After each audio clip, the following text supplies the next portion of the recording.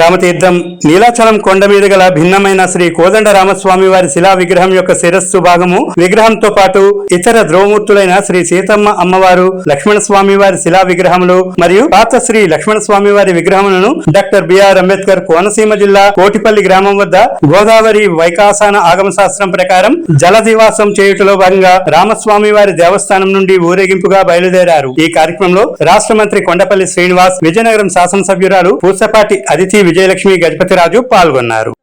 భారతదేశంలో బతికున్నారని ఆలోచిస్తూ అయోధ్య కోసం ఆ చెక్ని మళ్ళీ సమర్పించారు. అప్పుడు బీజేపీ వారు, ఎక్స్ మినిస్టర్ గారు శ్రీనివాస్ గారు వచ్చి చెక్ కూడా తీసుకువెళ్ళటం జరిగింది.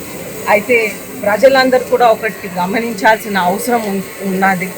ఏ రాజ్యం మన సాంప్రదాయంని బతికిస్తుంది, ఏ రాజ్యంలో మహిళలకి రక్షణ ఉంది, ఏ రాజ్యంలో డెవలప్మెంట్ అవుతుంది, ఇవన్నీ కూడా ప్రజలు ఆలోచించి మళ్ళీ మన ప్రభుత్వంని ఒక 15 సంవత్సరాలుగా కంటిన్యూగా ఈ విధంగా ఉంటే మన రాష్ట్రం ఒక అగ్ర రాష్ట్రంగా మిగిలిపోతుంది, ఒక రక్షణ ఉన్నటువంటి రాష్ట్రంగా మిగిలిపోతుంది.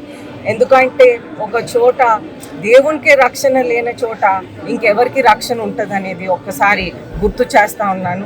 అయితే ఈరోజు ఈ బాధాకరం ఇన్సిడెంట్ జరిగినప్పటికీ కూడా సాంప్రదాయం ప్రకారం మనం చేస్తూ నిమజ్జనం చేస్తున్నాం అనేది ముఖ్యంగా ఆ విషయంలో సంతోషిస్తూ సెలవు తీసుకుంటాను. శ్రీ శ్రీ శ్రీరామ విగ్రహం ధ్వంసం చేసిన విగ్రహం ఆ కాలంలో వైసీపీ ప్రభుత్వం ఉన్నప్పుడు ఈ విగ్రహాన్ని ధ్వంసం చేశారు. అయితే మనం చూస్తుంటే ఈ ఒక్క విగ్రహమే కాకుండా 250 ఇన్సిడెంట్స్ అనేది ఆ ప్రభుత్వంలో జరిగింది.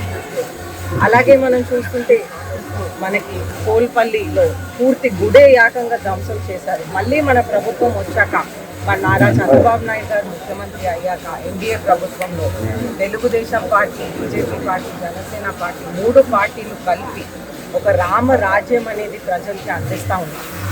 అయితే ఈ విధంగా మనం ఆలోచిస్తే కోల్పల్లి టెంపుల్ కూడా మళ్ళీ మనం కట్టాం.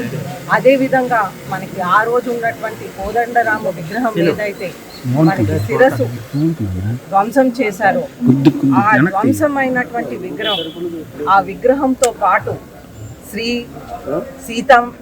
సీతమ్మ అమ్మవారి విగ్రహం, అలాగే శ్రీ లక్ష్మణ విగ్రహం అన్నీ కూడా తీసుకువెళ్ళి సాంప్రదాయాల ప్రకారం ఆగమ శాస్త్రం ప్రకారం తీసుకువెళ్ళి కోటపల్లిలో నిమజ్జన చేయటానికి మనం అందరం కూడా ఆగమ శాస్త్రం ప్రకారం చేస్తూ ఉన్నాము. అయితే మనం చూస్తుంటే ప్రత్యేకంగా మన విజయనగరం పూసపాటి సంస్థానం వారి అటువంటి కోవెల రామతీర్థాలు, అలాగే అక్కడ కూడా మనకి కోటపల్లిలో పూసపాటి వంశమైనటువంటి కోటపల్లి టెంపుల్స్ 105 దేవాలయాలు అన్నీ కూడా కలిపి ఆ విధంగా మనం చేస్తున్నాం. మనం చూస్తుంటే ఆ రోజు చూస్తుంటే ఇన్సిడెంట్స్ ఏం జరిగినాయి అంటే కేసులు విపరీతంగా వేశారు. అలాగే మనం చూస్తుంటే 105 దేవాలయాలు అయినటువంటి ధర్మకర్త పూసపాటి అశోక్ గజపతిరాజు గారు మీద కూడా కేసు వేసి